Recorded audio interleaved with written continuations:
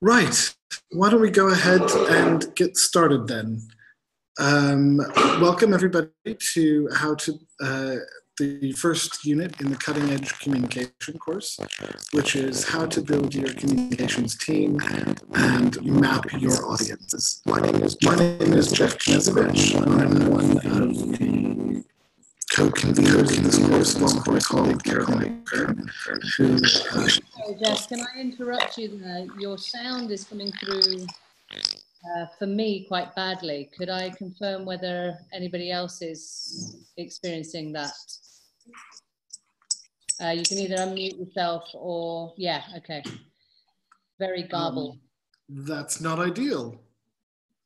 You've gone back to sounding normal, so maybe we could start again. Yeah. Are you still? He doesn't usually start. He doesn't usually sound like a robot.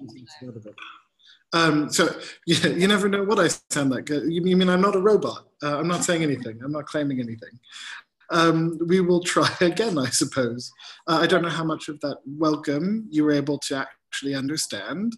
But I wanted to welcome everybody to the first unit of the Cutting Edge Communications course held as part of the On Think Tank School. The On Think Tank School is an initiative from, unsurprisingly, On Think Tanks, which is a resource to support think tanks and research institutes around the world to really do what they do better. And I do highly recommend taking a look at the website if you haven't already. There are a number of useful resources available for free, but we also have these schools that are able to go a little bit more in depth and provide more information about specific topics. Today, the course will be on how to build your communications team and map audiences. And the outline of today's session is to start, of course, with introductions. And then I will also be giving a little bit of an overview of the course itself. Carolina will then take over for a while and talk a little bit about an initiative that On Think Tanks has been developing called the Communications Health Check, and also about getting the basics of your comms team correct. And then we will have a little bit of discussion, and I will take over on audience mapping, what it is, how to do it, all that sort of fun things. So that's a general idea of today. Hopefully we won't lose you in all of that. But if you ever do have any questions, it's worth saying that at the moment, I do believe all of you are muted, maybe not Carolina, which is fine. Potter, I see that you're unmuted. If you can do me a favor and while we are presenting, remain muted. But if you do have questions, you know, this is a webinar. The idea is that we're here to share experiences with everybody. So please do feel free to kind of unmute and jump in if you have questions, or if you have or if you prefer to use the chat box, there's also the chat facility available to help you to do that as well. So to quickly start with introducing myself, my name is Jeff Knezevich. I am a digital communication and data visualization specialist. I've worked with think tanks really around the world for quite some years, so in the US, in the UK, and currently now I'm working with Voraus in Switzerland. So I'm coming to you today from our headquarters in Zurich. My main specialty is actually health, though, so a lot of my examples you will find are health related, but hopefully I will be able to speak to a number of different policy areas as we're going along. The importance is, of course, very much so on the practice of communications itself, and I'm one of the co-facilitators or co-conveners of the course, so I will be with you for this entire of 8 weeks, but then I will be taking on specific courses like digital approach to comms and let's see what else, and the visual design element of it, which is kind of that marriage of, that's why I love data visualization, because it's that marriage between the digital side and also that visual design side. So that's a little bit about me. I'd ask Carolina if you also wanted to quickly introduce yourself. Sure, thanks, Jeff. My name's Carolina Kern. I'm what do I call myself? A strategic communications consultant. I'm based in Nairobi. That's where I'm coming to you from at the moment. I used to work with Jeff at the Overseas Development Institute about a decade ago, which makes Don't say things like that. Yeah, I sound a bit old now. But I've also worked with other think tanks here in Africa, including APHRC, which is a health think tank, the Rift Valley Institute, and others. I've been also working with on think tanks for about 4 or 5 years, as well as supporting communications for various UN agencies and programs. So yeah, I'm a co-convener on this course. You'll see a lot of me as well, but my main areas are on the event side and on the writing for policy impact. So those are my sort of units later in the weeks ahead. Excellent, thank you. And we're not going to be alone on this journey, I suppose. We have a couple of other communications experts that we've roped in to help us along the way. One who you will meet next week for those of you who are doing the full course, which is Richard Darlington. He will, I'm sure, do a better job of introducing himself, but he is a comms guru who was most recently in Nairobi, but I believe is back in the UK now working on development communications, but he also used to work for IPPR, one of the biggest think tanks, I believe, in the UK. Jonathan Tanner will also be helping us with a unit on podcasting. I think that's in week 4 or something like that. I highly recommend his podcast, which is Government versus the Robots. Take a look at it, maybe give it a listen before you actually join the unit. I'm giving you a few weeks notice here so you can take a listen, but I'm sure you can find it on your favorite streaming device or streaming place, whether it's iTunes or wherever. So you take a look at that. I see already that Carolina has been sharing some of our Twitter handles. I'm on the chat box. Feel free to introduce yourselves there, share Twitter handles, try and get a sense of who some of the other participants on this course are. We, of course, also have let me, before I jump into that, I think we have a number of different participants, some 15 from all around the world. We have a cluster in the UK, a couple of us here in Switzerland and in Austria. We have several in Zambia and in Nigeria. Carolina's to you from Kenya, and then we have a few in the US and a couple in Canada as well. So we have a good mix of participants from a variety of different backgrounds, whether they're directors of the think tanks, more responsible for the comms function. There's a good mix, and I think it's a really good opportunity to learn from really all around the world. So I do recommend that you get involved, start seeing who some of those participants are. To give a little bit of a sense of this whole course, I know some of you aren't doing the entire course, but I think it helps to give a little bit of a context as to what we're going to be doing for the next 8 weeks. And the main thing to say is that there is a general or a broad logic to the course overall. And the first bit is the first 2 units, so today and again next week, we'll be talking mainly from a high-level strategic point of view, which I think is a really important way of getting the fundamentals of communications in place. Then what we want to do as we explore units 3 through 7 is to go into greater depth in the various comms channels that are available. So you see we have digital, we have some outputs like podcasting. In design-led communications, we look at a range of outputs, everything from how to make an effective social media asset through to making better charts.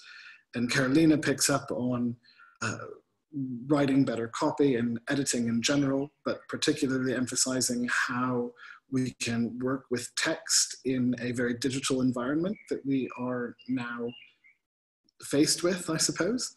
And we will also take a look at events and what we can do to take that to the next level, I suppose.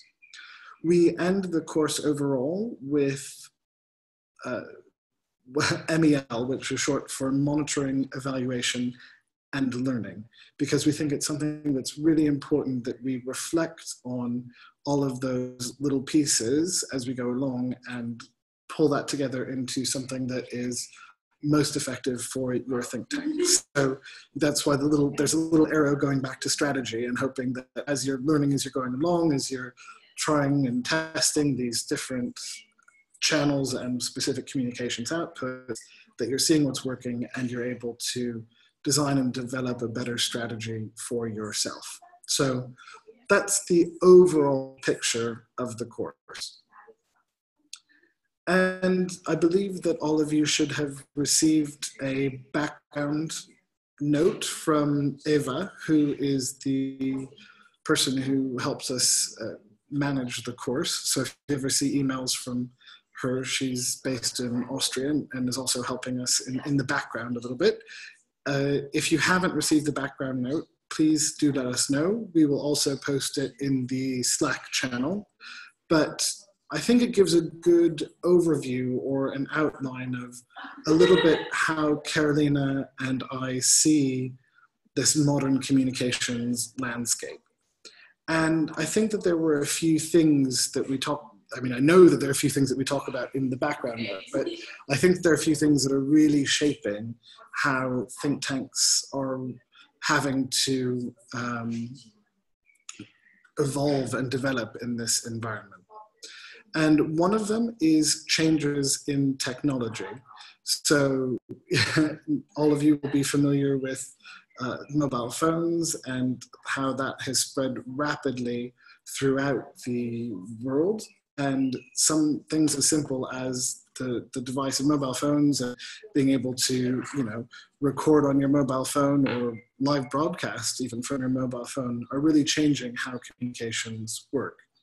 And there's also the internet, which I think is part of that change in technology, but that's also helping us change the way that we consume information. There's more expectation of interactivity and reactivity. If you take a look at a lot of communication studies, the idea is that we've moved from a broadcast style communication environment where you have the television producers, you have radio producers who are controlling the narrative, who are broadcasting out to everybody. And we're more in an environment where there is dialogue and an expectation of a back and forth. People are co-producers in knowledge. And that has, again, more knock-on effects even for think tanks, because when you have this democratization of knowledge production, what roles do think tanks themselves have? If everybody can make information, make content, what really sets apart content from a think tank themselves? Hopefully, in this modern era where we talk a lot about post-truth politics, we see how easy it is to corrupt that information. And one of the roles for think tanks is to really focus on creating credibility and trustworthy information. At the same time, we do see a crowding of some of the traditional actors into the policy space. So you have, for example, media outlets like The Guardian in the UK, the New York Times in the US, or Vox News in the US, that are really working to create more of a data-based, data-driven journalism even. And that's something that traditionally a lot of think tanks, the role of many of the think tanks was to translate from this really heavy, research into something that's more accessible to a wider audience. So that's one way that it's working. And I would also suggest that because we're in this environment where there are all of these knowledge producers, there's also a bit of a shift in the audiences of think tanks. So no longer are we necessarily just focusing on the policy elite, but we might need to think about who are our intermediaries, who are the interlocutors between us and those policymakers specifically. So maybe that has to do with reaching out to a wider public than maybe some of the think tanks have before. And what all of that means is that think tanks and research institutes must really adapt their communication approaches and getting the fundamentals right, and as a way of allowing them to experiment in this kind of messy and changing environment. So that is at least the premise of the course, and hopefully a little bit of a summary of what we had in the background note if you haven't yet had a chance to read it, although I do recommend it. I would probably say that. Just then a little bit more information about kind of how this course will work overall. We've shared the background note with you, but generally speaking, we've divided it up into 8 topics, which we call units. Each unit will have 1 webinar, which you're joining now today. Please do participate, ask questions in the chat. We have some polls that will be coming up, and unmute your mics, ask questions. Otherwise, you're just staring at a computer screen and we're just talking at a computer screen. And as fun as that is, it feels something very modern about that, very Black Mirror. We welcome your participation and the interactivity. As I'm sure you're aware at this point, all webinars will begin at 1 o'clock UTC. So do check your time zone. If you have any questions, just get in touch. There have been a few questions about whether or not the webinars will be available afterwards, or if you have to necessarily attend live at the time. I think there's value certainly in joining us for the live webinars and having a chance to interact and ask questions, but the webinar will be recorded and all of the presentations will be made available in a PDF format after the webinar is over. It usually needs a little bit of time for processing and things, but we're generally able to turn that around within a day or so. I say that now and there'll be some issue with this recording that makes it take longer, but generally that's what we try and aim for. The courses also have a few handouts and resources that have been prepared, and we will be sharing those in the individual Slack channels for each of the different units. The way that we've decided to work this course is to then also have an exercise associated with about half of the units. So there isn't necessarily an exercise for all 8 of the units, but there will be more information provided as we get to the end of each one. And I say usually the exercises are due before the next unit starts. That's not strictly the case. It depends on whether the unit it's related to the first unit in the set of 2, but we will get onto that. If you're interested in receiving a participation certificate for this course, then you do need to submit those exercises to get the certificate. And at the end of the session today, I will explain a little bit about how you actually go about doing that. It's also worth noting there are about, I think, 13 or so participants who are currently signed up for the entire course. But each individual unit may have other people joining in depending on their specific areas of interest. So don't be surprised if you see some regular names, but also don't be surprised if you end up seeing some new faces pop in and out as we go throughout the course. Are there any questions, comments, concerns, anything I've forgotten, Carolina? I don't think so. That's pretty comprehensive. I'm nothing if not comprehensive, you know that.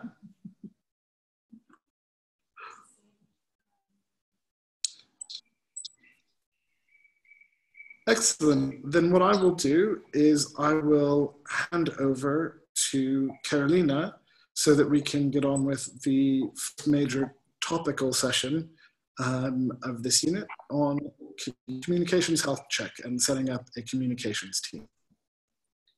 Thanks, Jeff. Right, I'm going to talk for about 25 minutes about 2 things. The first is this communications health check, And the second is to outline some of the functions, systems, and protocols that you need to be thinking about, or at least considering, whether you've got an established communications team or whether you're kind of looking to build one from scratch. The communications health check is something that we've been developing on think tanks as a sort of self-assessment tool for think tanks. I'm just going to paste the link to the test site into the chat box. Please don't start kind of working through it while we're presenting, but it's there for you to have a look at after the session today. It's basically something that will help you pinpoint the areas within your communications that you might need to strengthen. But just to be clear, if you go to the next slide, Jeff, it's not a tool that's going to say that you're bad at communications. It's basically just going to say there are maybe some systems or some protocols that might be missing, or some sort of some areas of your monitoring and evaluation that you might want to strengthen. It's a list of about 35 questions. It should take you guys no more than about 15 minutes to do. And what it spits out at the end is a sort of diagnosis of where it thinks you're at based on the answers that you've provided. I should stress that this is a test site. It's not gone live. You're probably you're sort of just a few of people that have tested it so far. So if you do find anything that isn't quite right, or your diagnosis comes out and it doesn't sort of sound quite right, do let me know, because we're in the middle of testing it at the moment. It covers, the questions cover 6 sort of areas that mainly focus on sort of strategy, capacity, systems, audiences. There is stuff on channels, so, you know, specifics on events, on digital and that kind of thing, but it actually, the bulk of its focus is on whether you've got kind of the basic building blocks in place to ensure that you've got sort of a consistent, the consistent ability to communicate. So do have a look at that. I encourage you to give it a go and to give us any feedback on that self-assessment. Just next slide, Jeff. These are the areas that it covers. And then next slide again, a couple of screenshots of the sorts of questions that you'll be asked. So yeah, I encourage you to have a look at it.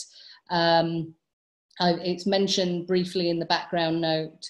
I think that it has been helpful for the think tanks that we've done some kind of more in-depth testing on it with. But if you have any comments, do let us know. So that is the communications health check. What I'd like to do actually is just to give you a bit of a flavour of what's included.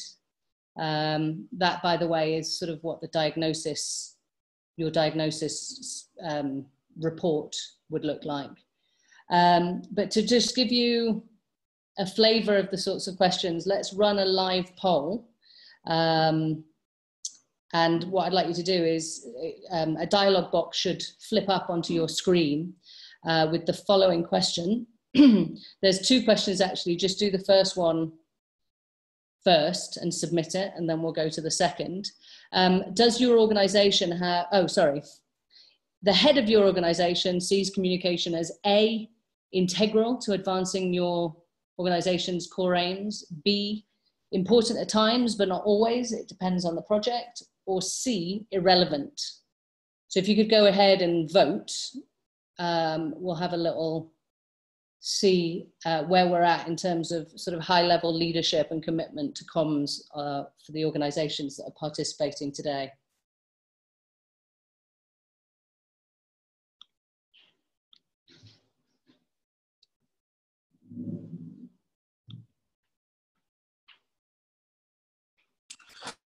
I am going to quickly jump in because I think I didn't do the polls separately. So you do have to answer both questions before I can display the answers. So go ahead and answer both questions and then we'll go back and display the answers. The question is, does your organization have planning meetings that use things like maybe planning grids or project management grids to schedule the release of outputs?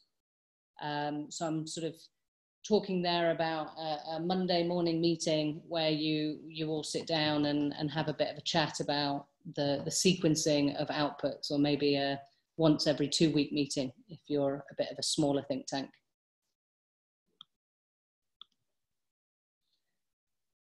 So let's, we'll close the voting in 10 seconds.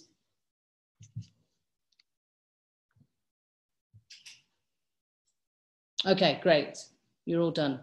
So I'm pleased to see that a high proportion of the people on this course have a sort of executive director or a CEO that's behind communications. It's not surprising given that you've been allowed to go on this training and presumably your organization has paid for it.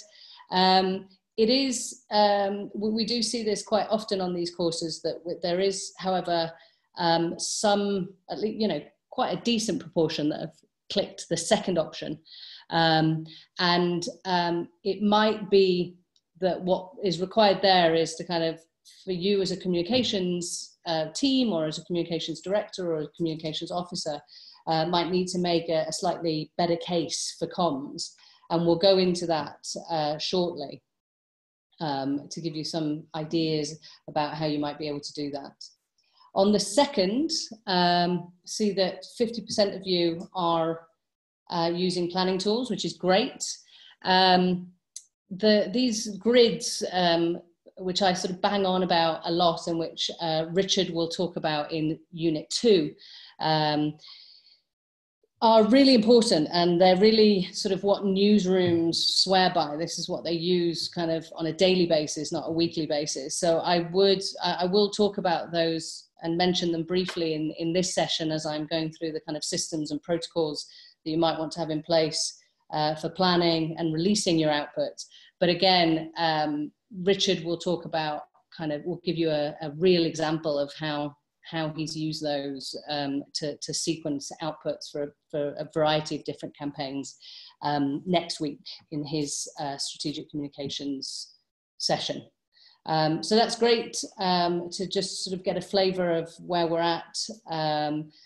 Like I said, lots of different questions like that on the communications health check, and the opportunity to get a bit of a sort of diagnosis about where you're at as a think tank on your comms. So do have a look at the link, and thanks for participating in the poll.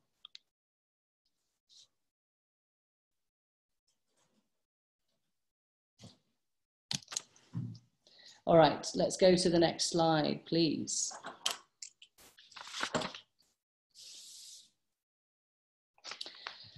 So this is what this is kind of the bulk of my presentation today. It focuses on, I guess, what some might kind of call the non-sexy part of comms, the kind of to-do list, the planning grids, the policy documents, the protocols that it's really valuable to have in place when you're running a big or a small operation. So if you go to the next slide. As Jeff outlined at the beginning of the session, think tanks are having to up their game on the communication side, regardless of how big or small they are. The traditional broadcast sort of method or model has changed, and people are expecting a different a sort of conversation with the organizations or the companies that they're interacting with. Also, the number of channels that you're using has grown. No longer, or I rarely see think tanks now who have got kind of hard copy publications and maybe the odd public event. Most think tanks have now got at least a small and growing presence on social media. They've got a website. They're expanding the number of channels that they're using. And while I'm not saying with any of this, with any of the slides that are coming up, that one sort of size fits all, there are a lot of functions that I would definitely advocate at least thinking about when you're putting together your comms team, or when you're thinking about things. Now, the thing to stress is that these are not the list here: events, marketing, digital, social media, content production, editing. Is sometimes people get a bit overwhelmed, especially if they're a small think tank, especially if they've got just one communications officer in place. These are not people. This is not a dedicated person for each of these. You might not even have the function at all. You know, if you're a behind the scenes, more of a behind the scenes advisory type think tank, some of this won't apply to you. But these are a list of functions which, having worked for think tanks for sort of 10, 12 years or so, tend to be the ones that come up a lot. So on the event side, and I'll quickly run through these, this would be a person who would be in charge of sort of registration, might be in charge of setting up live streaming, might be somebody who, again, depending on the size of your think tank, is the one that's either coordinating room setup or doing the setup themselves. They may be scoping external venues, they may be developing partnerships with other organizations that you're going to co-convene events on.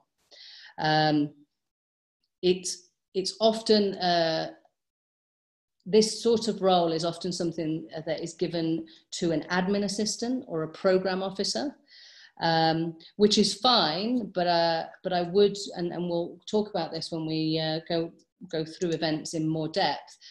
Sometimes that's a lot to put on that sort of lower level person's shoulders. Sort of if it's a junior admin person and it's the one type of channel where you're kind of bringing your audience into your organization, it's something to consider, whether you're sort of basically putting event coordination as a whole function on their shoulders, and whether perhaps the head of comms needs to shoulder some of that. On the marketing side, it's covering a large sort of spectrum of stuff, mainly corporate comms. So everything from, you know, making sure that e-signatures are right and business cards are printed, to developing brochures. But it can include database management, M&E. They might have some involvement in branding or a rebranding process. So that can be quite a large function, and again, doesn't have to be one person, and often spans a variety of people. Digital, as Jeff will tell you, covers a lot these days. As he said, he will be covering off on that in his unit in a few weeks. But briefly, it sort of covers website development and management. Depending on your setup, digital might also involve a sort of internal communications function, depending on kind of how you're feeding different types of content. On the social media side, it's your basic social media channels: Twitter, Facebook, LinkedIn, etc. This will be somebody not only that's sort of putting up the odd post, but that understands the difference between sort of campaign social media approaches to sort of always on steady, you know, drip of organizational information, to somebody who's in charge of responding if somebody messages you on Facebook or sends you a direct message on Twitter. Content production can be somebody, it may actually be, a lot of organizations call this a writer or a senior writer. It's maybe somebody who's in charge of of developing blogs or first drafts of policy briefs or reworking policy briefs.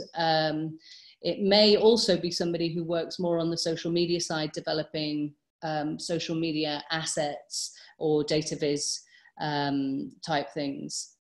On the editing side of things, I mean, I don't really need to go into this much, but but one of the things that I'm seeing with more think tanks these days is that you've not just got a copy editor that's literally just sort of checking grammar and maybe stripping out a bit of the padding, but you've got sort of more active editors who are kind of known as content editors, who redraft, who look at, for example, a research paper or a policy brief and kind of rewrite it a little bit.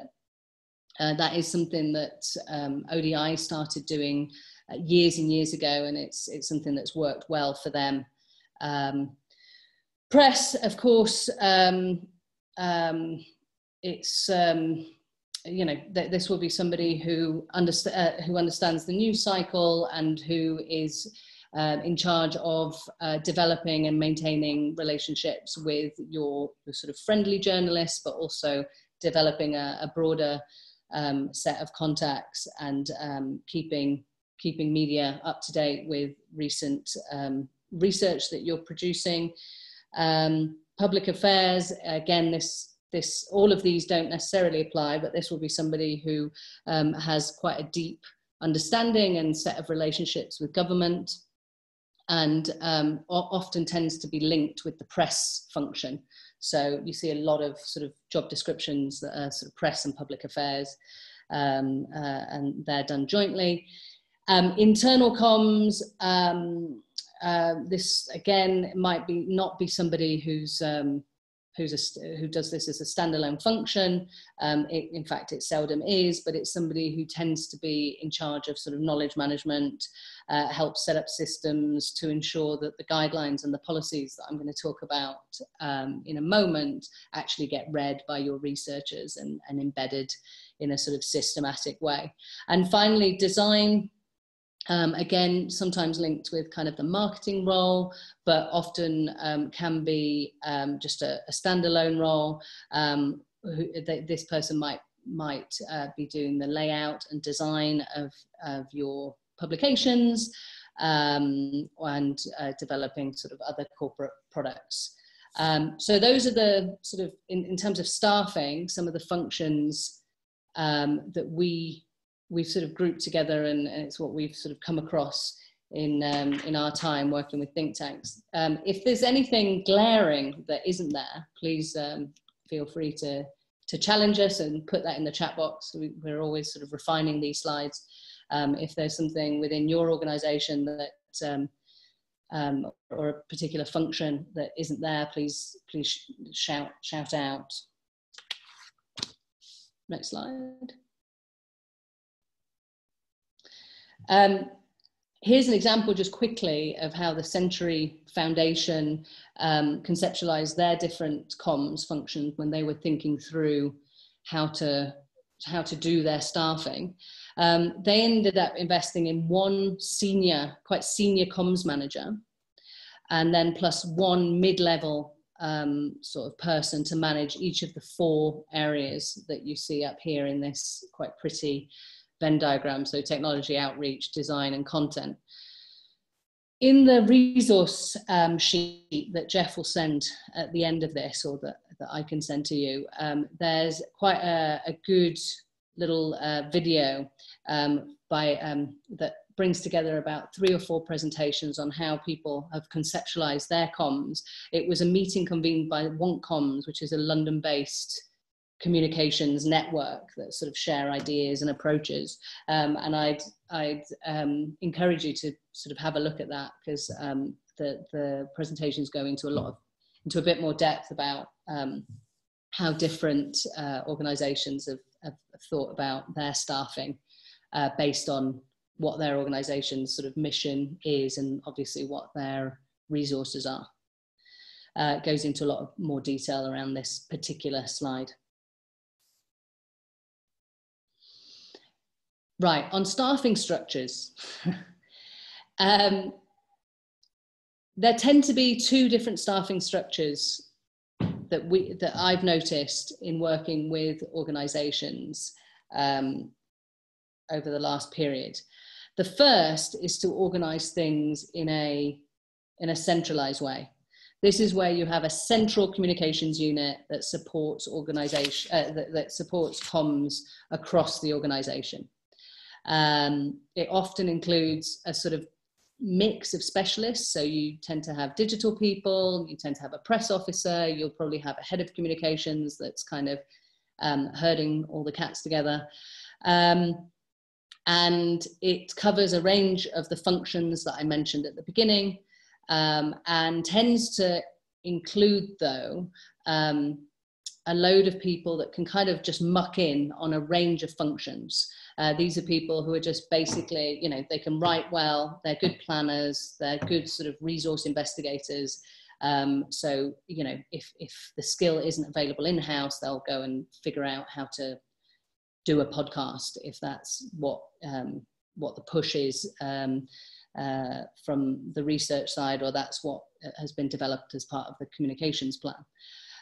So this sort of structure is full of staff that kind of can get across things very quickly, different topics very quickly, and who can kind of just run with it. The second is more of a devolved structure, and this tends to be possible where you've got quite a large think tank and where you'll have slightly more resources. And this is where you've got a communications officer that's embedded into the different research units or the different topic streams that your organisation is covering. So, for example, when I worked at the Overseas Development Institute, the initial staffing structure that was chosen, this was sort of 10 odd years ago, was a devolved structure. So within each of ODI's units, and there were about 6, there was a communications officer sort of tagged to them, and they would actually sit within that team, not within a central communications team. So with this model, you've got somebody who is who has quite a depth of knowledge of the team that they're sitting in, which means that they can play a slightly more active role in sort of on the media side and on the event side, because they've got sort of a deeper knowledge of the you know, they can basically wear a lot of hats and handle a range of functions, from content production to planning to media. The upside of this model is obviously that you've got very knowledgeable communications officers that are dedicated to one sort of subject area. Of course, the downside is that it tends to reinforce the existing silos that you may have within your organization. So a lot of the research institutes that I've worked in have got kind of, you know, the agriculture area, they might have a humanitarian area, and those areas don't necessarily talk to each other just because of the way that funding comes in, the way that research is generated, the different disciplines that those researchers sit in. So it's not great if you're trying to kind of promote collaboration between the different research groups within your organization. It works if you've got, however, if you've got a very large organization and you do need kind of, you know, if you've got sort of a research unit within your organization that's sort of 20, 30 people, you may actually need to think about a devolved structure. There is a third way, though, and that is something that we're seeing a lot of in different organizations, and that's basically to skill up your researchers. So to build the communications capacity of researchers themselves. Obviously, these models aren't mutually exclusive. You may be doing that. You may have a centralized comms function and also be sort of skilling up your researchers. But we're seeing a lot of organizations doing like kind of deprioritizing the hiring of communication staff and prioritizing hiring researchers that at least have an interest and in learning sort of communication skills and agree to doing sort of public affairs type activities. So this might include heavy investment in regular media and social media training, heavy investment in teaching your researchers how to write for the web. It might even include kind of training on data visualization. So your researchers are dealing and working with data sets anyway. So why not kind of go the next level and teach them how to make that data look a bit prettier, make it more accessible to non-experts. But it's not just about training this third way. It's not just about kind of making sure that your researchers have got media training. It's also about sort of empowering them through giving researchers access to sort of website analytics that can get them more interested in the way that comms is done. So give them sort of real-time instant feedback on how successful their blog has been, maybe in relation to their other colleagues, you know, how many click-throughs their reports have had. And it's, you know, it might be about sort of creating easy to use social media templates that researchers can use during their events, that can kind of make sure that that what is happening is that it's the researchers that are engaging in the content, sort of content generation, and the comm staff end up being more of curators of that information. So we've got and a couple of examples here, including some sort of tweets and retweets by researchers. You can see on this side. Don't know if it's come through actually. But yeah, I mean, on the right-hand side, you can see these are examples of tweets that have come from researchers rather than communications people, and it's an example of you know, empowering your researchers to kind of generate the content themselves. Next. The other thing to cover in terms of staffing is on outsourcing. You don't have to employ full-time people. We're very cognizant of the fact that a lot of think tanks don't have a lot of money for comms. It's a constant problem that communications teams are faced with, especially on the sort of think tank and research institute side. What I find is, though, that there's a few functions that work quite well for outsourcing, some not so much. So the ones that that can be outsourced quite effectively are things like editing. Obviously, it's good to have a sort of tried and tested pool of editors and not to be going out to tender every time, because it's nice to work with somebody who you know their work product and that kind of thing. Content production, stuff like data visualization works very well, and design. But again, having tried and tested suppliers or consultants is what you need. Things like media and more sensitive work on the public affairs side doesn't tend to work that well on the outsourcing. You need somebody who's got kind of quite a deep knowledge of your organization for that. So I would watch that. Handing over kind of a media strategy to somebody external would be something you'd have to think very carefully about. So that's sort of covers off on the staffing side and the models of a different staffing. Are there any questions? I haven't actually put a question slide in here, but at this point, are there any questions on the sort of functions or on the staffing that I've mentioned?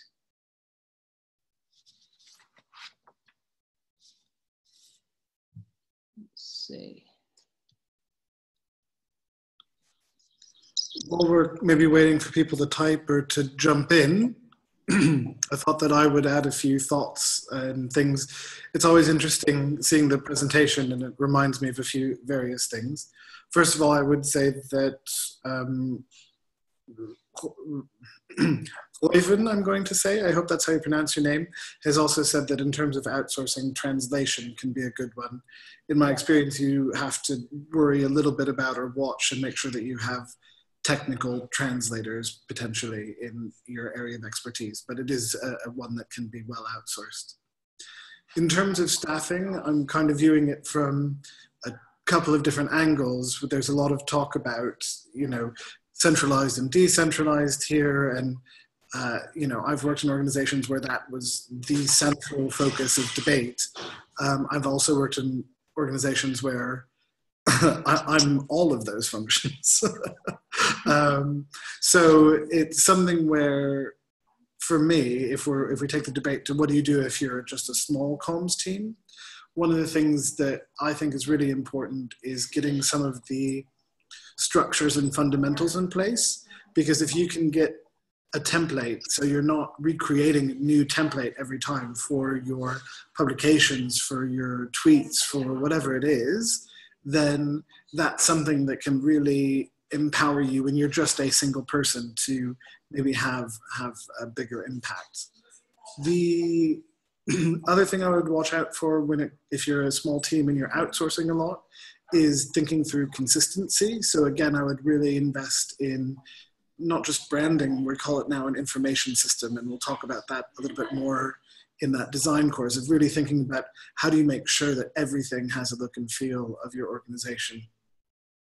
The last thought that I would kind of share on that in terms of how you start clustering things, we had that lovely diagram from the Century Foundation, but in a couple of the think tanks that I've been working with, they've started to cluster things around, I think they were calling them head of content. Because it's really easy, I think, to fall into this trap of saying, well, digital is a thing, publications are a thing, I don't remember what the other things are in there, editing or whatever, it's a different thing. But actually, in the modern digital environment, you're producing for one report, maybe you're producing a report, a summary, an HTML version, a data viz, a set of social media assets, a whole panoply of things. Maybe you want to commission videos and things about it as well. And therefore, that head of content is really working across all of those different channels on a kind of per output basis. So I think that's kind of an interesting model or something to be thinking about when you're combining some of those. The internal comms, I would say that maybe there's, people I think always try and make technology do the work of internal communications. That can be useful, but in my experience, it doesn't always work right. You know, put everything on the internet and intranet and it'll all be fine. Well, you probably need somebody to manage the intranet. Having said that, there are tools like Slack, which I think make things more transparent, or project planning tools like Trello or Asana that, again, with the transparency of knowing what other people are working on, might help ease some of that internal communications function.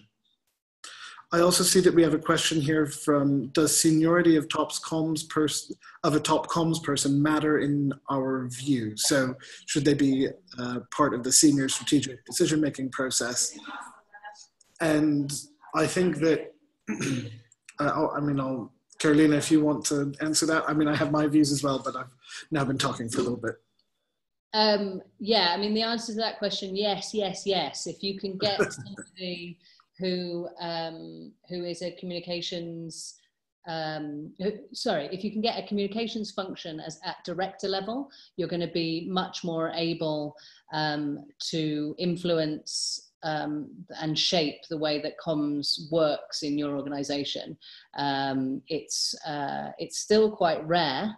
in a lot of organizations that I've worked with, but the ones that that do comms better and that invest well, you know, who are kind of not only investing in their communication staff or in training their research staff, but who are also just sequencing their outputs better and more strategically, and making kind of better use of their research tend to be the organizations where you've got somebody sitting at the SMT, the senior management team level, on in those meetings. The other way to kind of push the comms agenda is to get somebody who's a comms person on your board. That can be another way to sort of get sort of higher level buy-in, or of course to just go directly for your executive director and make sure that they're fully bought in to kind of the value of comms and the value of sitting down and strategically planning when different things are going to be released. It's all very well to have a communications team sitting under that are doing, that are developing the actual strategies and are coming up with ideas for when to release stuff. But in general, it's going to be your senior management that are going to have a very good idea of the sorts of events, the sort of people that need to be convinced of a certain idea, the timing of that, and getting them bought into the process is extremely valuable. I mean, the idea, you know, that your goal should be for the SMT to have a sort of comms planning grid in front of them, and for that to be a standing agenda item for when they meet. It doesn't have to be, if it's done quite regularly, it doesn't actually have to be a hugely burdensome undertaking. Jeff, are you going to counter that? You're muted, so I don't think you're going to be. Yes, it wasn't popping up. I'm not going to counter that. I think it can be a really important thing. And I think we'll talk. There's more of a chance to talk a little bit about making the case for comms, so I don't want to steal that. But why don't we carry on? All right. There's also sorry, if you could move to the. So there's also some basic systems, some very core systems and protocols that I tell every think tank that I work with that they should definitely look at the list and think about whether they need to have that in place, depending on kind of the functions that they're prioritizing. I'm not going to list them. You can see them all up there.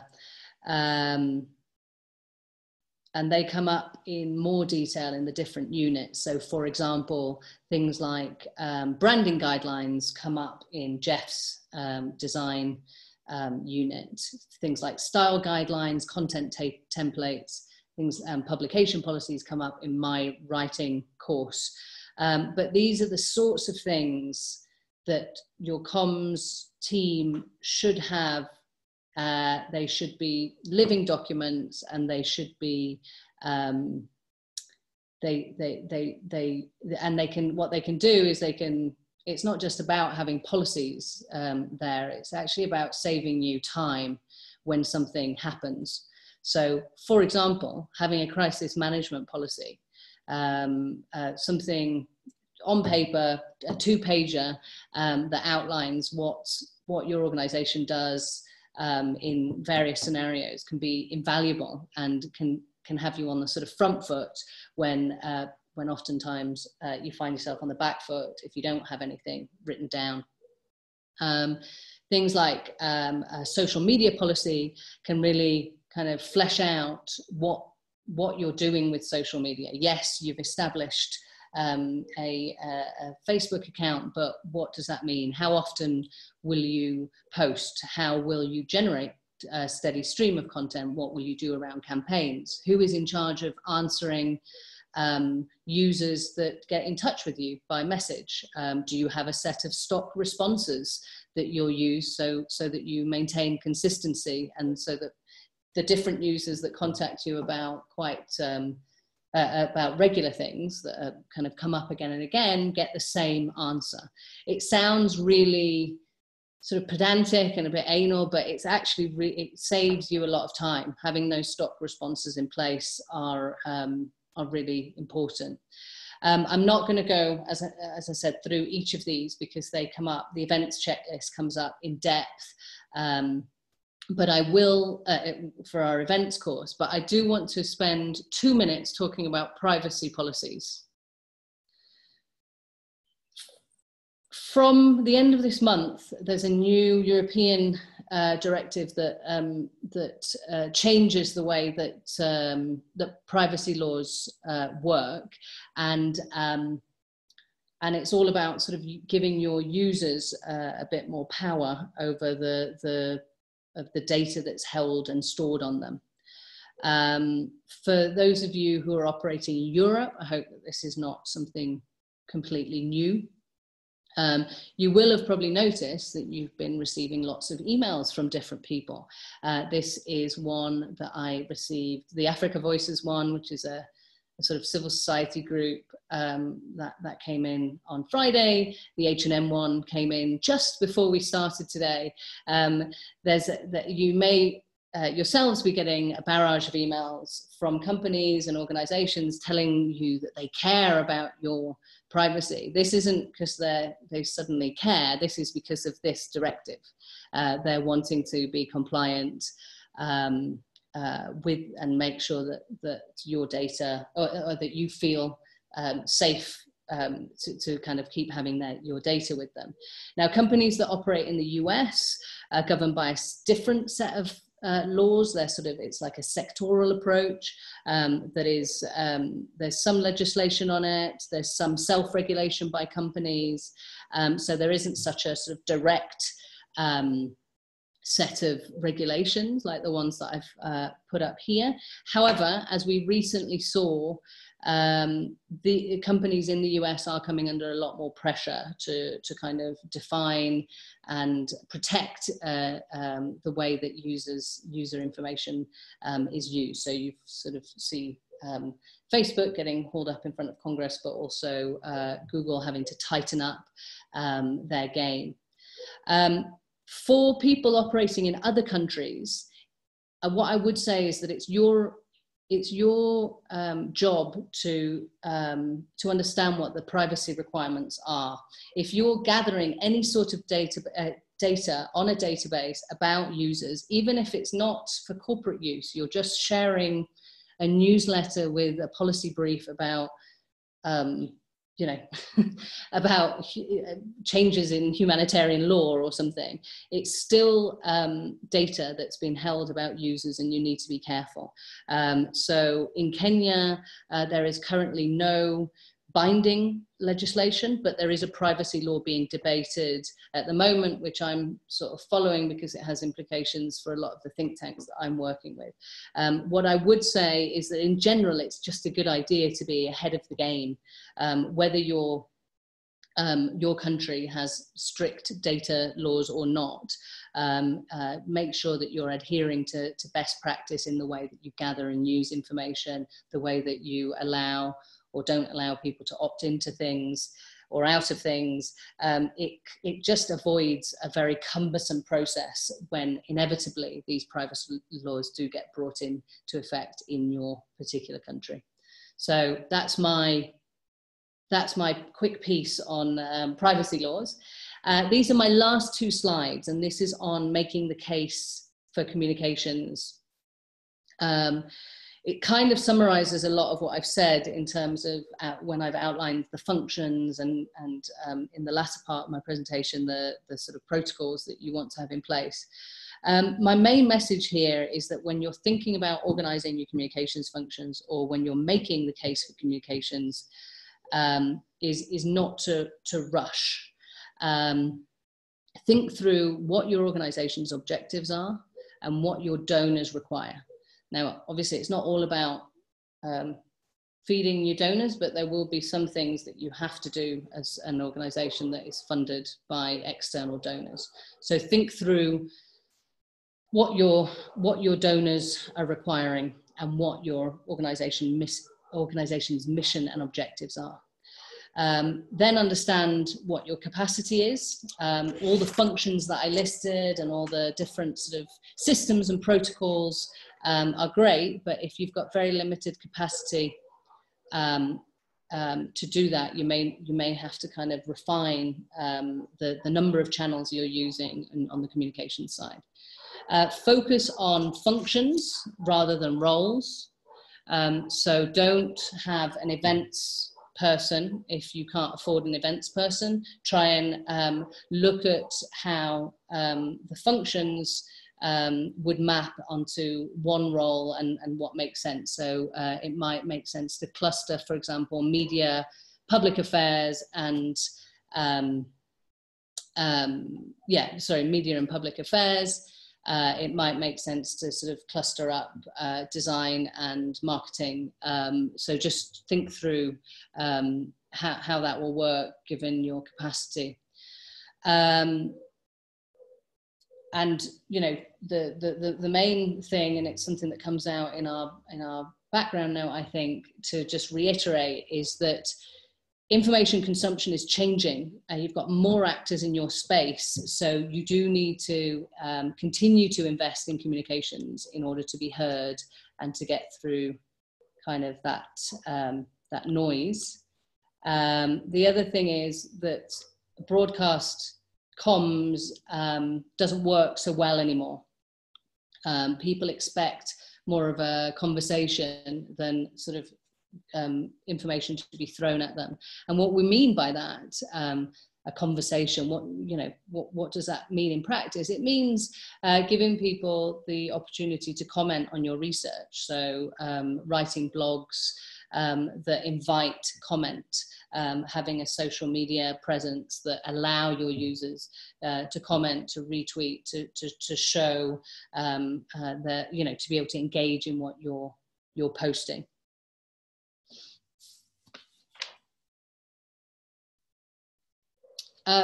Here are some, I mean, we kind of say this at quite a high level, making the case of comms. You need to think about your strategies, your ideas, what your resources are. In practical terms, some of the ways that we found to be useful in terms of sort of embedding communications activities into your organizations or making stronger cases for comms. One of them is to embed communications activities into job descriptions, especially things like blogging, media engagement, to make them part of key performance indicators for your researchers and objectives. I've done a little screenshot here of the job description of a research fellow from a UK think tank. This is actually what's in their job description. Whether it happens or not is a different thing, and how much it's pushed by the person's manager or the executive director, but actually just having it in a job description and making it an upfront thing that you expect researchers to engage in public affairs, in posting things like blogs, in getting involved in conferences, in representational work, is quite valuable. It's something that doesn't feature in a lot of job descriptions that I've seen for researchers in the think tanks that I've worked with, but it's worth doing. The other thing is to kind of make it easy for researchers to do comms. So developing things for them like communications budgeting guidelines. How much does it cost to actually make a video? To guide researchers when they're writing their proposals. The more that you can get involved in that stage of the process, the less it will feel like comms is just being tacked on at the end with not enough planning and not enough resources, which is the main complaint that I get. It might even be investing in organizational level audience mapping. So something that their unit or their research project doesn't have to pay for, but that's something that works and is useful across the organization. It might be something like drafting communications plans for the different research pillars, so higher level communications plans that give researchers a bit of an idea of how comms will look. It might be, as we've discussed just now, about putting someone with comms experience on your board, or including them on your SMT. It might also be showcasing best practice, so making sure that researchers and other people within your organization are aware of what other researchers are doing within the organization, and how they're using kind of a strong social media presence, or a strong set of blogs, or a sort of quite in-depth media strategy to get their research out, and how that compares to sort of others, or to look outside of your organization. So those are some practical ideas for making the case for comms that are not sort of too high level, and not actually too difficult to do. And then the final thing I would say, the thing to keep saying until you're blue in the face, and to have up your sleeve when you're having conversations in the tea room with your researchers, is just a few of these things. The first is that research institutes, academic journals, and think tanks who use social media are more successful than those that do not. So, you know, if you look, and I think that it's part of, I hope that it is. If it isn't, I will send it to you on email. LSE are doing a lot of work on research uptake, and have recently released a really good blog on the fact that academic journals used to shy away from social media, a social media presence. They saw themselves as kind of too sort of above that. And what we're seeing now is that if you don't have a social media presence and you're an academic journal, you're not regarded in the same way as those that do. Similarly, social media, this is kind of quite social media-y in terms of sort of making the case for comms, but it does allow you to understand issues in real time, from many different points of view, and it gives you kind of an insight into policy areas. So it's actually, I mean, if you want to make a case to researchers, it's actually free qualitative research. So getting your researchers on Twitter isn't just about sort of broadcasting and providing a link to their latest policy brief. It's actually about understanding what's going on in that policy area. If you want to influence discussion, the use of media events, blogging, social media, it gives you a platform not just to reach your kind of the usual suspects, but to reach a wider, broader body of people. And it gives people a chance to sort of respond and engage to your research in a way that if you release stuff early, might make it so that you kind of you don't revise research, but you might change the direction of something based on the comments and engagement that you receive around a piece of long-term research. And finally, donors are now explicitly demanding high-quality communication products from the researchers they fund. And again, this is covered in our background note. DFID have kind of put a number on it. I think it's 10%, is it, Jeff? But you know, you can't get away with just churning out a research report anymore, especially with the kind of bigger donors. They are demanding that you make that research much more accessible, and that you provide things like two pages, or that you run an event. So it's something that actually your donors are asking for. So shying away from it is futile. So that's it from me. I'm going to hand back over to Jeff, but I'd like to ask if there's any questions before we go into the audience mapping bit. And I just really need to quickly check one thing on the sharing screen, so I'm going to stop that for a second.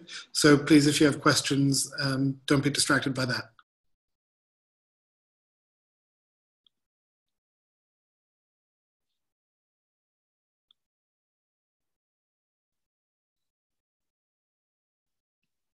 Okay, so if any questions come to you, feel free to put them in the chat.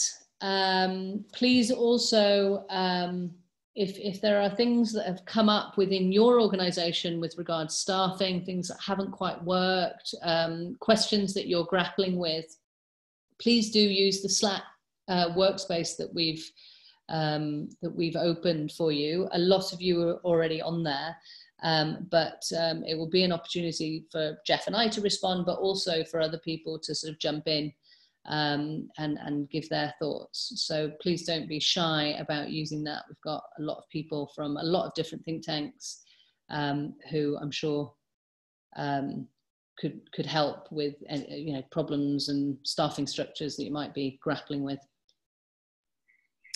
Excellent. Thank you, Carolina. I'm going to go ahead and carry on. We do hope that there's comment and discussion, but in this case, I think we are starting to close in on time, and audience mapping is one of those very complicated topics. So I'm going to try and run through this. I would say as quickly as possible, but I'm going to say as quickly as it allows, because I don't think it's something that you can actually run through very quickly. And I guess always a good place to start is, what is audience mapping? It's one of those fundamentals of communication, and I think that this is where Carolina has already talked about a lot of different things that you need to have in place, but one of them is a good understanding of who your audience is. And one way to get at that is through audience mapping. So it's a technique that helps you to define key stakeholders. That's people who are involved in the policy areas that you are. And importantly, it's not just who they are, but also how to connect with them for maximum impact. And today we're going to look at several different approaches to audience mapping, but I think it's really important to say that, audience mapping is definitely not an exact science. It's something that can be approached in a lot of different ways, but importantly, it works at a lot of different levels. So you can do audience mapping as an organization, or if you have a specific theme or project or program of work, you can kind of drill down a little bit and do an audience mapping. Or you can do a more strategic and, I would say, smaller sort of audience mapping that is focused on a particular project or a report that you're launching or a campaign of activities, and you're trying to figure out who are the actors who are involved in that. So these different techniques work better for different sort of scenarios and at different levels within your organization, but it's worth noting that they do work at these different levels. I am not going to focus hugely on this because of the time constraint, but why map audiences? I think that one of the things that's really helpful with audience mapping is to identify pathways to influence. A lot of times we might know a little bit about who we want to reach, but we don't know how to reach them. So audience mapping is really good for that. It might help you to find gaps in who's being reached. So for example, when I was with the Nuffield Trust, which was a health think tank in the UK, we did an analysis of our database kind of in conjunction with a strategic review of our communications activities. And we decided that we really wanted to target kind of senior managers within the health system in the UK. And as we did our mapping, checked the database, realized, oh, we don't actually have any of those. So it gave us something to then actively work on, figuring out how do we get that audience in there. It can help you to understand the needs of different groups so that you can create the appropriate communication outputs for them. And it can even, kind of as Carolina was beginning to suggest, can help you in planning and designing the research itself. So if you know the kind of things that policymakers are after, or what stage a particular policy area is in the policy making process, you can actually be asking different sorts of questions, and it can shape the body of research that your organization is undertaking. As with all of our communications activities as well, it can help you to establish a baseline for measuring the effectiveness of your communication strategy. And actually, I have a good example of that coming up. So I will put that there. I think it's also worth keeping in mind, all of you will have kind of maybe lists of different types of audiences already, but different audiences have different activities. So the media and other intermediary the media and other intermediaries, I can pronounce the word, might not be the ultimate target of your communication. They might just be receiving a message and hoping to amplify or to pass it on. So decision makers might be using or discarding the message, which is still an example of policy. I don't know if you want to call that influence, but certainly informing the policy process just as much as actually using it is. The public might help you to build pressure on political actors, whereas especially in the health world, practitioners might be able to actually act upon a new message. So be thinking about kind of these general different types of audiences that exist. And yeah, I think that I will, let me check the timing on this. Yeah, I think I still want to do this. So one question that I have for you, kind of based on that very brief introduction, and before we go into the details of how you might actually go about this, but a general question of, does your organization already understand and value its audience's perspectives? And feel free to be typing or to unmute your microphone if that's something that interests you in participating in that way. I'll pull the chat back up. Yeah. Do you think your organization understands and values its audience's perspectives? It's a very broad question, I know.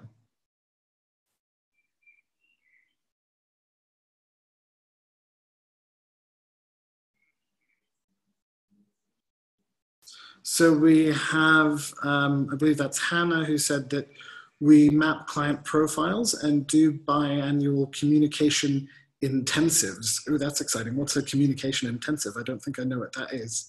But presumably that's kind of both sides of it, right? So it's not just getting a quick understanding of what audiences are out there, but actually what is important to them.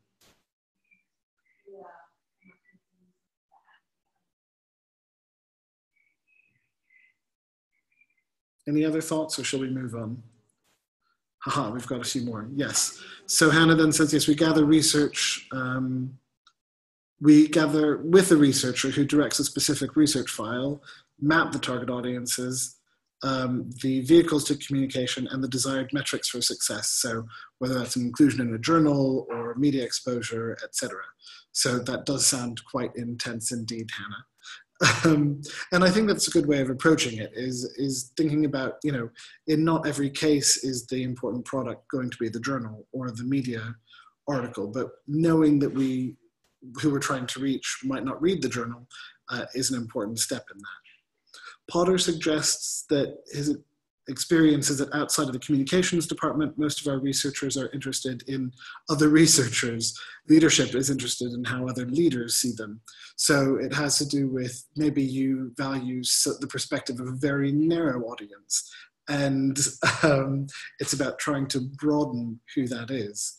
Royvind suggests decision makers and funders. I'm not sure. Oh, you value their perspective because you probably want to get more money, or I haven't read the next line, so maybe I should check that. No, sorry if I'm misrepresenting you. Within comms, Potter adds that we're very interested and do a lot of audience mapping, but the people we are communicating for are not so interested, right? They're very focused on delivering the product, perhaps. Yes. Let's see, one more. when it comes to senior decision makers, policymakers, yes, in terms of valuing their perspectives, but maybe not so much with other audiences. So you might not even have a very good understanding of who your Twitter audience is, let alone what they actually value. But I think that's a good set of discussions about some of the challenges that people have. There was a question of, can I go back one more slide? I think I can do that. Yes, I can, Hannah. There we are. Is there a question that you have in mind?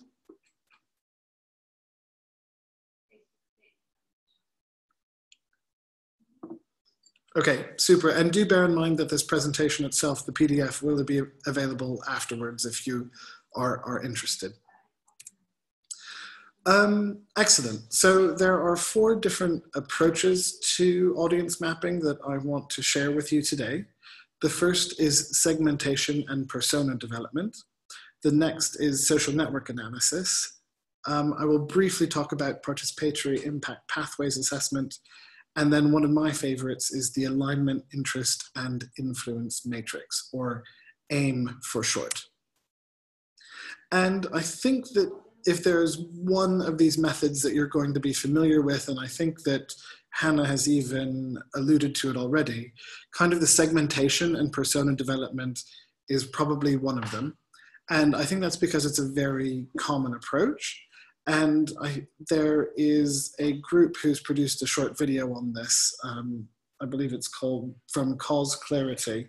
And instead of me trying to explain it, I think that their video explains it best. So I'm going to play that for you. Please let me know if for some reason you're not getting the sound with this. I hope I've now fixed it so there's sound. Or we can just move on to the next slide. No, here we go.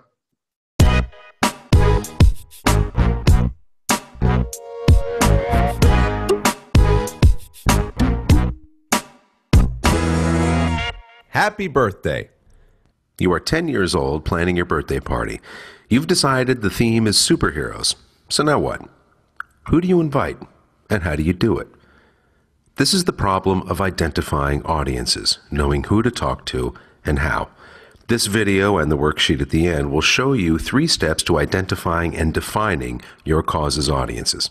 All right, the birthday party. You group your invitees into categories: friends, parents, other relatives. Grandma's coming to the party for sure. She's got to bring her famous chocolate cake, and she already looks like a superhero because she has blue hair. But she doesn't like email or texting because she thinks it's impersonal, so you need to invite her by phone. Your parents won't miss it either. You already know Mom has super hearing, and apparently Dad can see through walls. They're your sponsors. They're footing the bill. They need to know the party won't get too crazy, so you'll need to reassure them in a face-to-face conversation about the kind of party you and they want. And then there are your friends. They love a party, an excuse to dress up and eat lots of sugar, something you won't emphasize when you talk to your mom, but you will talk about by text or on social media. So, just like organizing your party, identifying your audiences and how to communicate with them effectively has 3 simple steps. 1. Identify the groups. For example, supporters of your cause, your donors, and your clients. 2. Define the groups, their demographics, channels of communication they use, how they interact with your cause. 3. Build a persona. Create a character that represents each group so you can envision who you are talking to. Name them. Identify their likes and dislikes, how they view the world. Follow these 3 steps to identify your audiences. And don't forget to throw on a cape.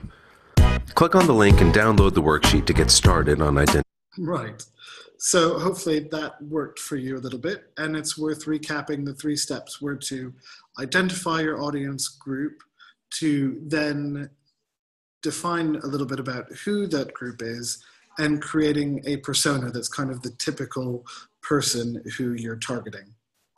And when it comes to defining groups, there are a few different questions that I like to ask. So I usually include something like the name of this audience group as a general layer. So they were talking about relatives in the case of a birthday party.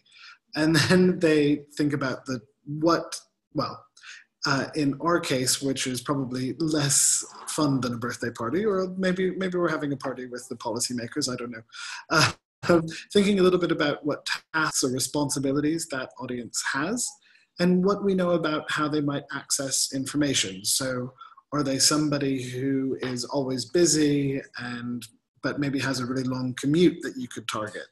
So if we are targeting their commute, is it something where we need to make sure things are available on Twitter, on their mobile phones, or in podcast format, because that's what they are listening to?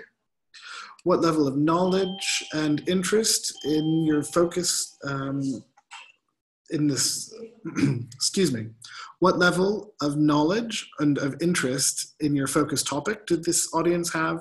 And has there been any sort of past reactions to your information that you can judge by? So those are some of the questions that I would ask when I'm trying to define an audience.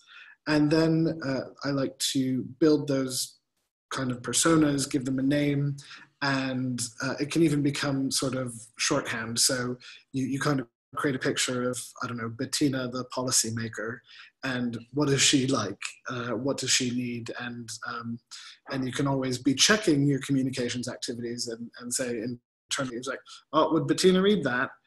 So they kind of become shorthand. So, and a good checking mechanism as you're actually producing your communications. For all of the different approaches to audience mapping, I've put together sort of a table of strengths, weaknesses, when to use, what resources are required, and any particular tips when using those. This is going to be available as a full table and a worksheet for you to take away at the end of the unit, and we'll share that in the Slack here. But I guess I would say that the main time I would use this sort of approach is broadly at a very organizational level or at a very micro level. So kind of creating these personas is something that's really good when you're developing a specific communication tool, like a new website or a new sort of tool or digital product or something like that. This is a very typical process that you would go through when you're thinking through user-centered design. Some of the things I really like about this process is that it can be very participatory and you can really get people involved in it. But where I find it falls down is it gives you a good idea of who these people are, but it doesn't necessarily suggest a clear strategy for how you might reach them. That's a general sort of overview of segmentation and personas. And what I'll do then is I'll just keep on carrying on through this, and there will be an opportunity for questions at the end once we have all 4 different approaches that we have discussed. The next is a social network analysis, or sometimes it's referred to as SNA for short. The social network analysis is really about kind of finding people or actors, whether they're organizations or individuals, and they are the nodes of a network, or in the image that we have in front of us, the dots in this network, and then what we call the edges, which are the connections between these 2 dots. And that's all the social network analysis is doing, is finding people and how they are related to or are connected to each other. Now, why would we bother doing that? Because they can help us to define some characteristics of who we want to reach. For example, this one that we've just highlighted is what we call a bridging node in the network, or a bridging person or organization, because they have connections from this group over on the left and this group over on the right. So this is maybe less, a good example of this is in health communication, and this is true with a lot of different patient groups or whatever, where you have peer educators who act as the bridge between maybe someone who is more medically oriented or policy oriented and people who are actually living with a particular condition or a disease or whatever. So these peer educators become the bridge between these 2 worlds. Another thing that we might want to be looking for in our communications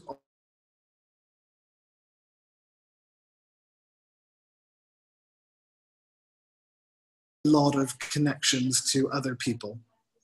And I hope that everybody can still hear me. I just got an alert that my connection is unstable. So let me know if I break up at some point, please. But yes, connectors can also be influencers, which is important. Okay, we lost me for a few seconds, but hopefully we haven't missed too much. And hopefully the recording has caught it. If not, I will go back and re-record for the future. Another thing that you might want to look out for is dense groups. So you see over on the left, you have groups of people who are all very closely connected to each other. And this can be a good thing. This can be a difficult thing, because if you have a dense group, they tend to be people who all have a similar outlook on life. And therefore, it might be, if you're trying to change their opinion, you can't just pick off one. You have to work with the whole group at the same time. Having said that, you might be able to identify specific influencers, and those are people who you see this person is connected to everybody within that dense group, but that group isn't all necessarily connected with each other. So these are people who particularly you might want to target if you're trying to, again, change the minds of that particular group. Social network analysis can get more complicated. You can start putting directions on these different things, but I like it as an overall approach. I've debated actually showing this to you now that we've had all of these conversations and a stern warning from Carolina about GDPR, but I'm going to share this with you anyway because it's before the 25th of May. We have a social network analysis that we did in practice actually, and I think these network diagrams look really scary and potentially a little bit intimidating. And certainly when I was always interested in social network analysis, but until I saw kind of behind the hood, I thought it was something that would be too complicated for me to do.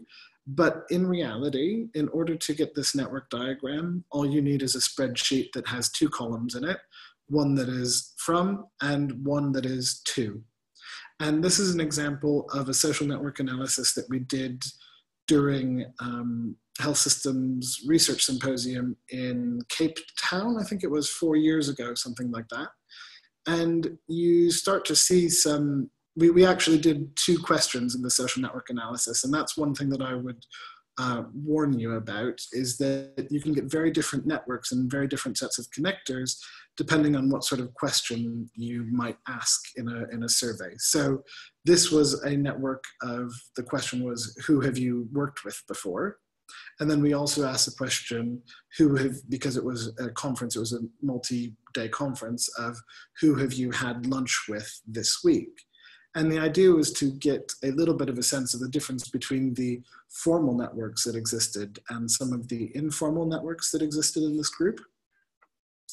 And this is one of those things where social network analysis, sometimes it's hard to decode, but what I find particularly interesting about this example, and because I'm part of this network, it makes a little bit more sense to me, is that we had this clear node here in Sarah Bennett, who was the chair of Health Systems Global at the time.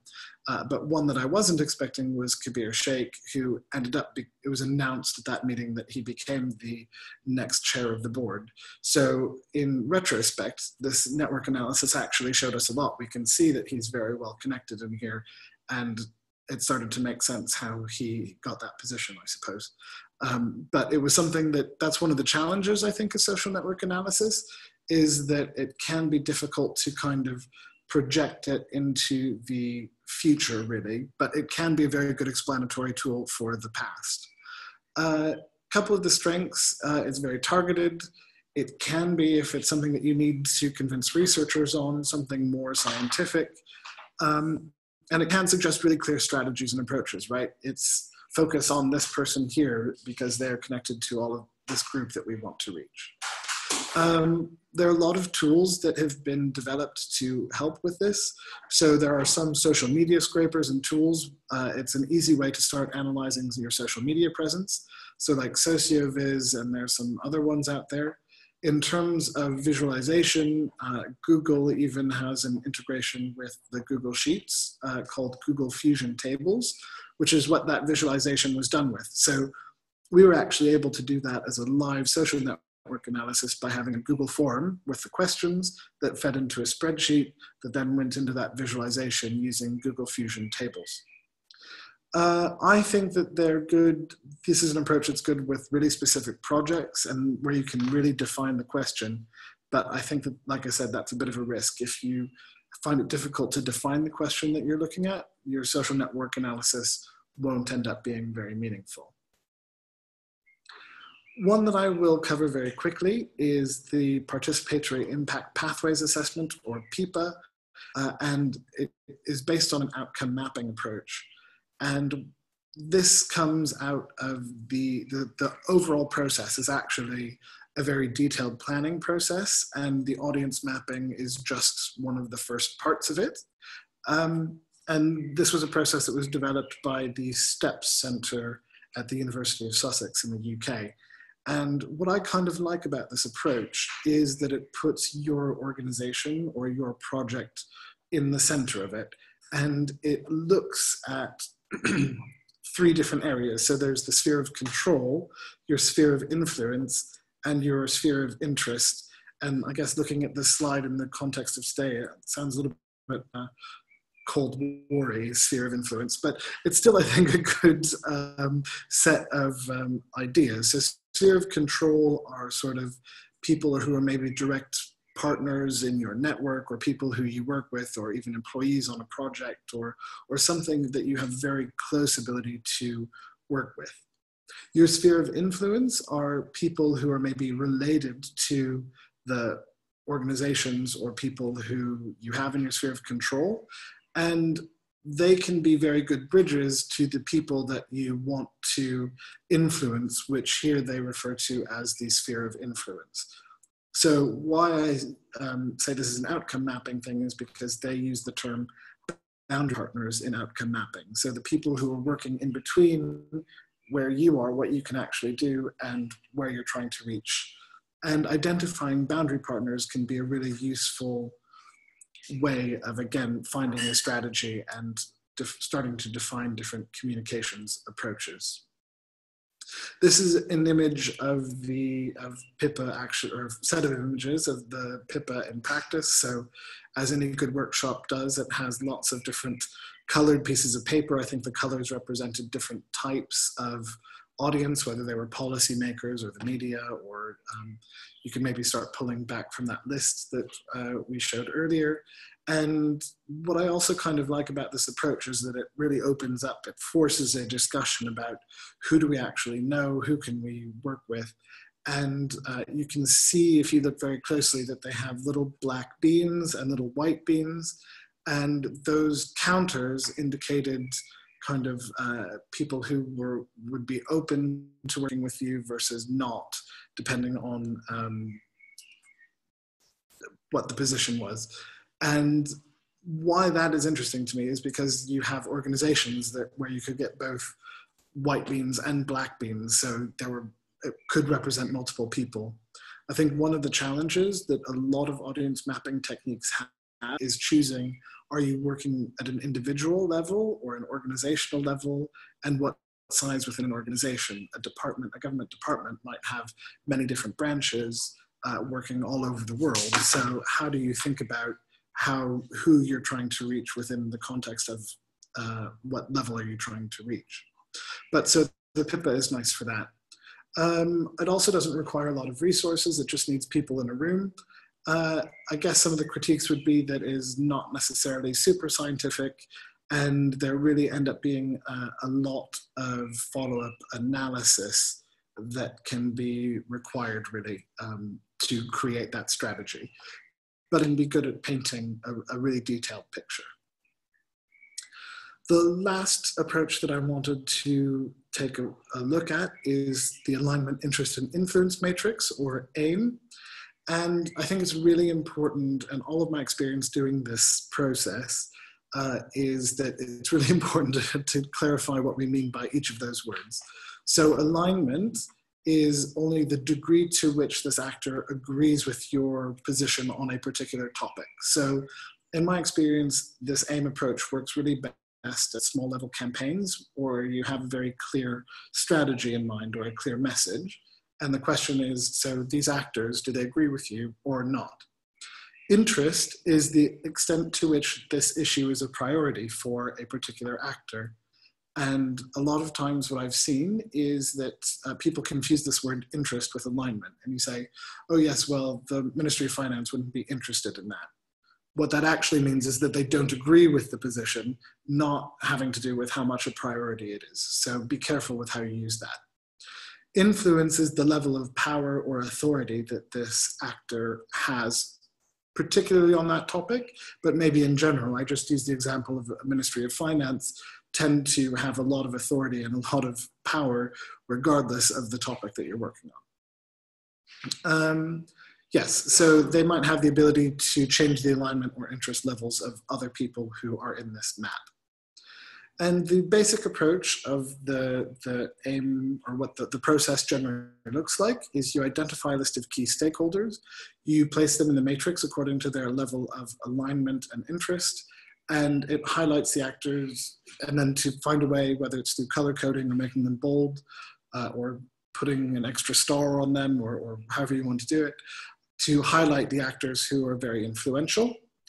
And then it helps you to start already, by having them in these different kind of categories, starts to suggest a strategy for how you work with them. So people who very much agree with you and for whom this is a priority, these are people that you want to work with in partnership, or maybe learn with in partnership. I think a lot of people, I'm not going to say researchers, I'm going to say a lot of people who do sort of audience mapping activities tend to focus on these group of people because they're who we know best. But remember, just because it's who we know doesn't mean that that's useful to you in any way in achieving your objective. So yes, think about those people, but try and think about some of the other people that we might need to be moving in a strategic manner. So people who very much agree, who are in high alignment, but for whom this particular topic doesn't have a lot of interest to them or isn't a priority, for them you need to develop enthusiasm. The group at the bottom right who don't agree with you, but this is a really big priority for them, you might need to challenge their existing beliefs, and it's worth noting that that is very hard. So for there, you want to really look at who are the influential people and see, is it even worth engaging with them? For the people in that bottom left corner, there's a question mark around raising awareness. I've done this working with well, a number of different agencies actually. And there was one time they came back and said, actually, if they're not very in agreement with this position and it's not a priority, then maybe in some cases it's best to just keep them there, because there's always a risk that if you suddenly raise this as a priority and they still don't agree with you, that they become a blocker. So the last kind of step in this alignment matrix is maybe thinking about, okay, well, how do I get somebody from where we are now to where we want them to be? And that can, again, suggest even another level of strategy for working with these people. Yeah, I think I'll just move on to the example. So this was an example, it's kind of a hypothetical example that I've put together, but it is a good one that I did probably about 6 months ago, and it's really interesting to see how this has shifted. And this is what I was saying is a good example of how the environment has changed and how it can be used as a monitoring, evaluation, and learning tool. So if we have an objective, which at the Nuffield Trust where I work, we had an objective of making the case for really greater levels of funding for the National Health Service in the UK, which under the last 10 years has seen a massive funding shortfall really. So we needed to think about, okay, who do we actually work with? There are people like NHS providers and the Royal College of Nurses, 1 and 4, who are effectively trade unions for that group. We have people like the King's Fund and the Health Foundation, who are fellow think tanks. We had the Department for Exiting the EU, which had been recently established, the general public, the Secretary of State for Health, local government authorities, Health Watch, Policy Exchange, all sorts of different actors really. And you can see here I've put in bold 2 different ones, the King's Fund, which is a very influential health think tank, and the Secretary of State for Health. So we have now different groupings. We have a group in the top right corner who are people like the trade bodies and some of the other think tanks that we actually want to work with. So these were our collaborators. And that's exactly what we did from the Nuffield Trust. We, for example, joined together this was a letter to the Times, a prominent newspaper in the UK, in a joint letter explaining why the National Health Service needed greater funding. And this was a joint letter from the directors of those three organizations.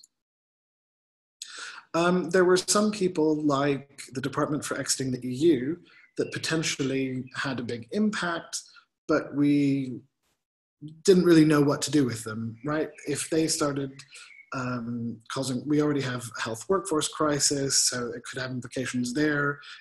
There was the pledge, some of you might be aware of 350 million more pounds a week for the UK, for the NHS once we left the EU. So there's something there, but at this point we weren't quite sure what.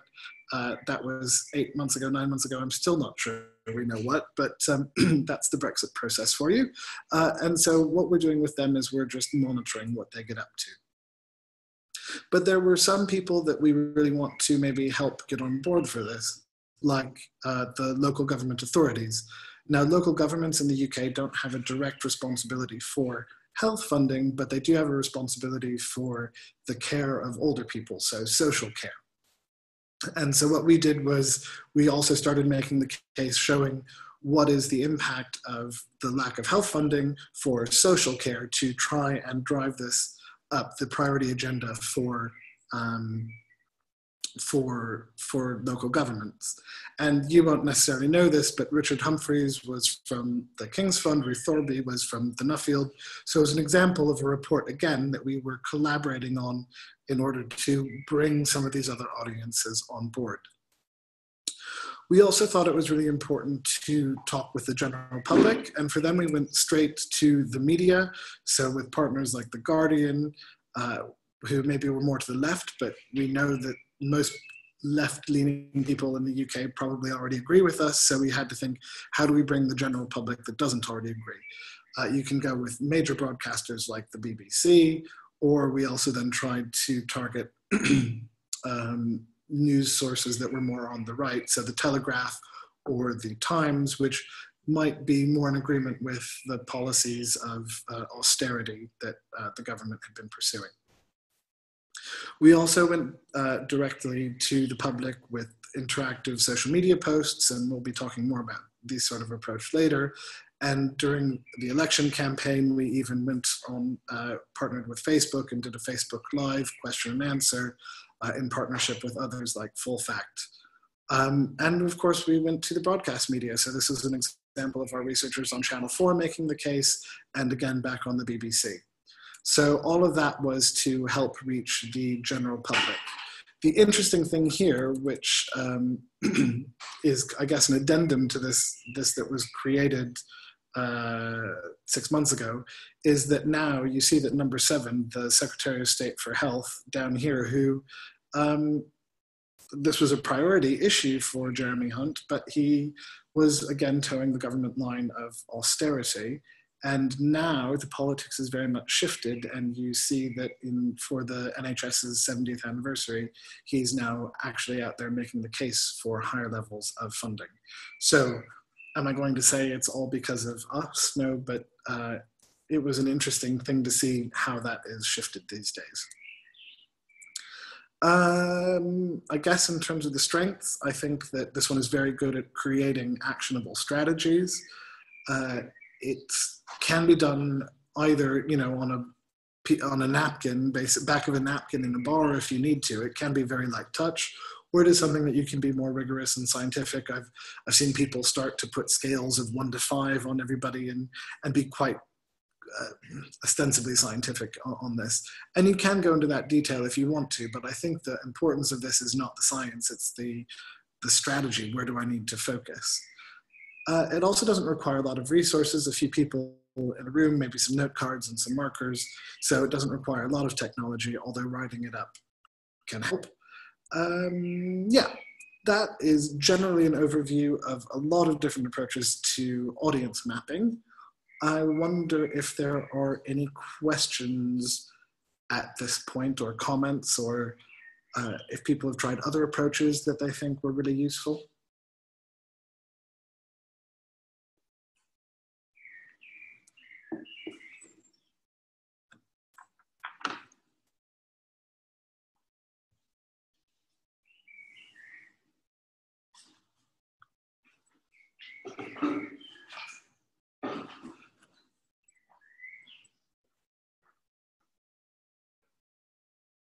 We'll give you a few more seconds here, but then I will carry on. I know that we're coming to the very end of our session here, so I won't try and keep you for too much longer.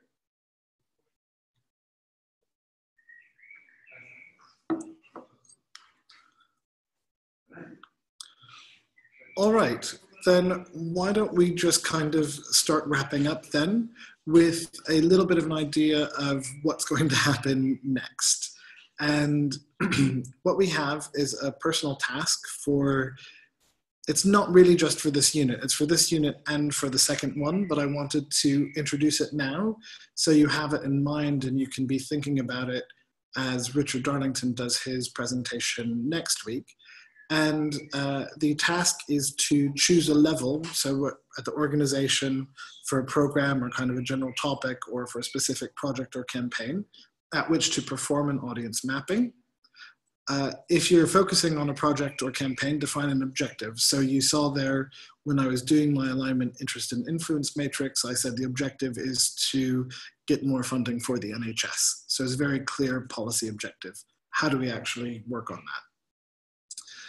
Then select one of these four or an appropriate audience mapping technique and develop a map that includes at least 5 different people or organizations. That's why we've said actors. Having said that, if you're doing the personas and you're answering some of those questions where it was defining what the persona is, then 3 is certainly sufficient. And the task is not actually due until the end of May, the 28th of May, which is when we'll be coming to, I think, the day before the 3rd unit begins.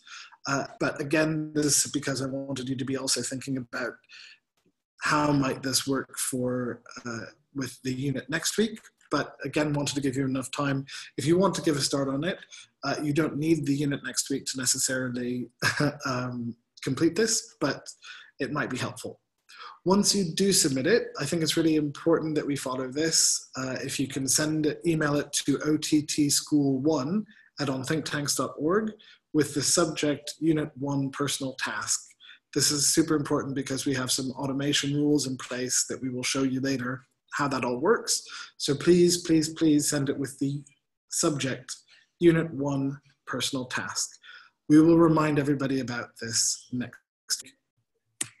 Beyond that, the next webinar is next week, same time, same place, and it will be on channels and tactics with Richard Darlington. In the meantime, feel free to contribute on Slack. That is where we will be posting the link to this webinar, the recording of the webinar, as well as the PDF of the presentation and the various resources that we mentioned during the presentation. So do take a look there if you haven't. We also would encourage you in the general channel to introduce yourself so that people have a little bit of a sense of who the various participants are. With that, I guess I will also ask if there are any further questions or comments or things that we should be keeping in mind.